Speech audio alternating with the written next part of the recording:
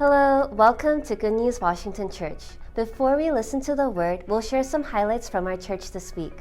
To begin, on Tuesday and Wednesday, a short-term missionary workshop was held at our church.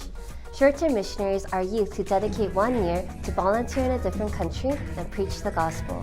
The U.S. short-term missionaries dropped by our church as a part of their workshop to tour Washington, D.C., have fellowship, share testimonies, and listen to the Word.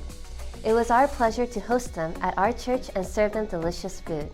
Our pastor also preached about the 3 stages of spiritual life.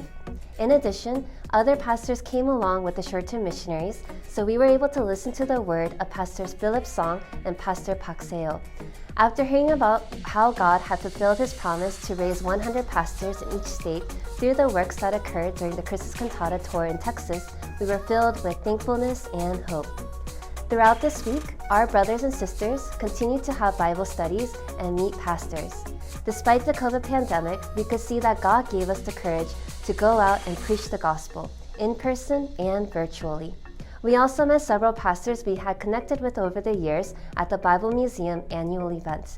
Several pastors also visited our church this week.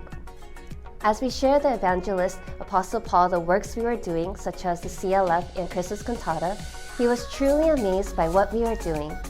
Pastor Soriano also came to our church to learn more about the programs, as he noticed that the number of church members were decreasing a lot since the start of the pandemic. He invited us to his radio program and church to share the word. We thank God for opening the way to preach the gospel. On Saturday, we invited Pastor Terry to the Ladies' Coffee and Fellowship to hear the word. About 70 people attended the meeting and listened to Pastor Terry speak about Luke chapter 17.